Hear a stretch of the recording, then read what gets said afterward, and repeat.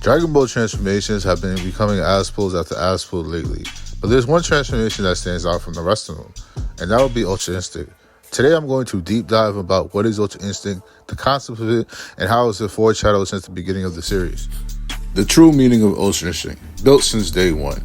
Obviously, the concept of Ultra Instinct differs between the anime and the manga, but besides those differences, the core ideas has always been the same.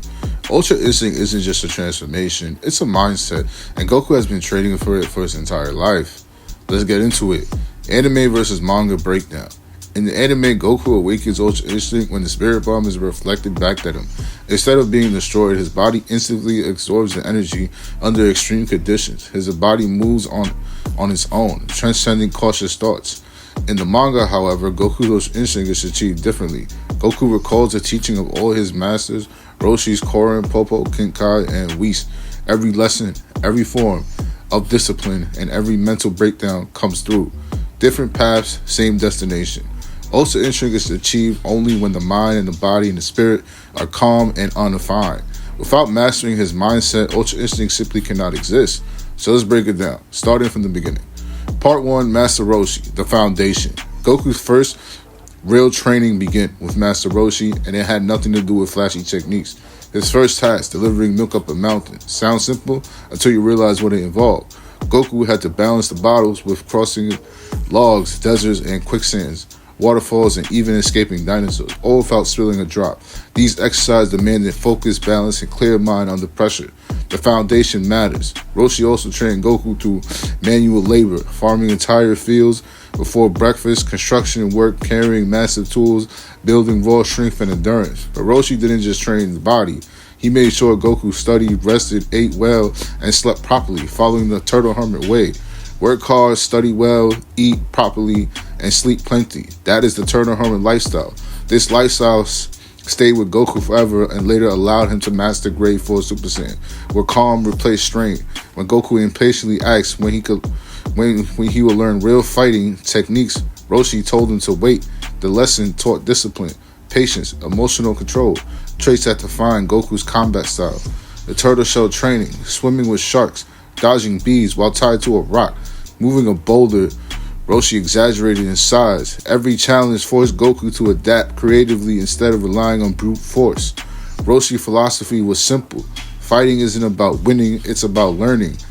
That's why Goku smiles when facing stronger opponents. He isn't afraid, he's excited. Part 2, Korin, learning instincts. Next came Korin. Korin was too fast for Goku, and that was the point. Goku couldn't rely on reaction anymore. He had to anticipate. Korin told him repeatedly, concentrate, Goku. Son Goku chased him day and night, learning to read movement, breathing, and intent. Eventually, Goku could predict Korin's actions before they happened. Those words stuck with him. Know my thoughts. By reading my breath, Goku began copying Korin's movements until they became second nature. No thinking required. This was instinct being forged in. Later on, when Goku trains with Whis, who naturally moves in Ultra Instinct, he continues refining the same principle. Effortless motion through observation. Ultra Divine Water, the trial of death. Goku then faces the Ultra Divine Water, a test with a supposed survival rate of 0%.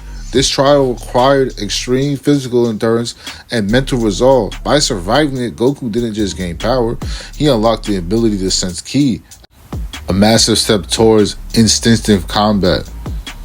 Moving on, Part 3, Mr. Popo, emptying the mind. Training with Mr. Popo was very foundational, but let's get into it.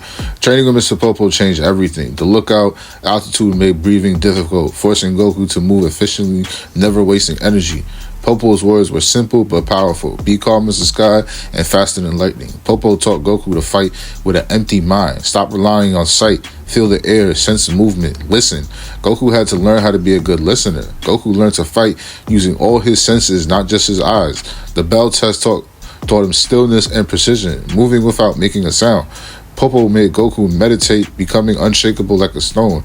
He trained through image exercise, sound-based drills, and even had walnuts thrown at him to dodge without thinking.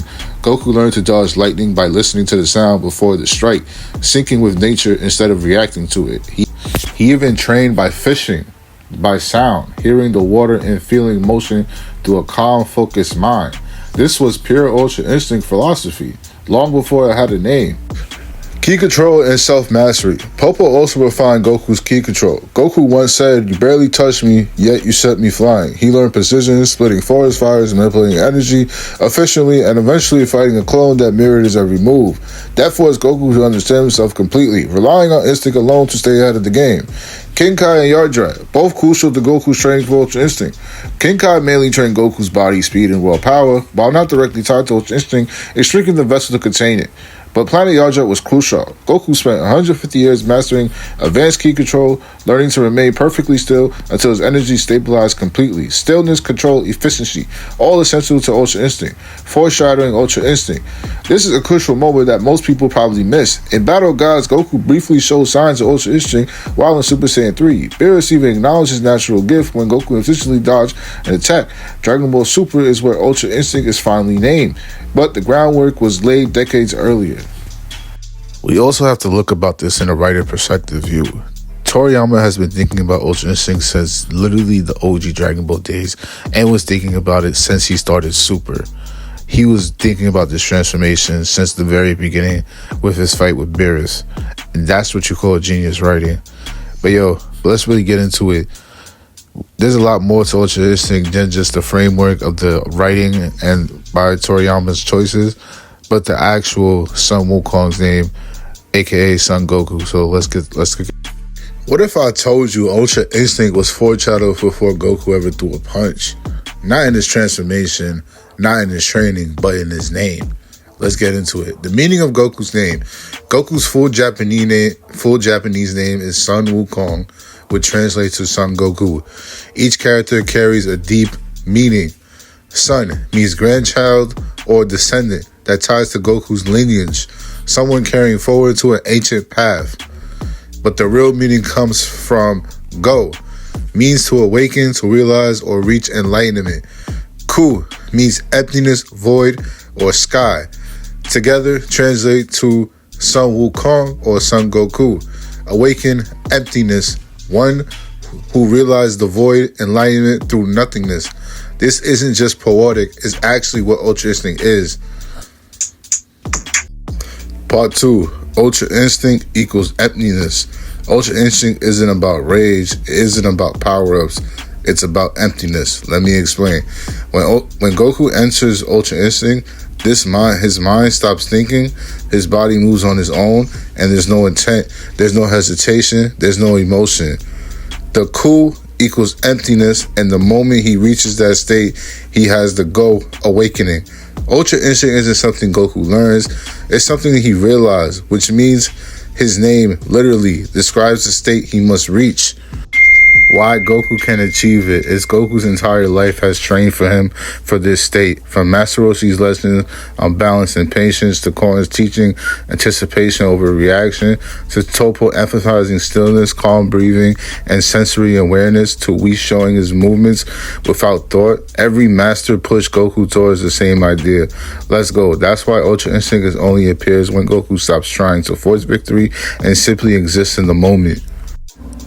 Mindset over power. This also explains why Ultra Instinct can't be reached through raw strength alone. Thinking too much blocks it. Emotion disturbs it. Ego interferes it. Ultra Instinct requires surrender, not control. And that's the philosophy already embedded in Goku's name. Conclusion: from the very beginning, Goku was named the one who awakens through emptiness. Ultra Instinct wasn't a last-minute idea. It was a destination. If you understand Goku's name, you understand why Ultra Instinct belongs to him. Over and out, Dragon Ball Facts.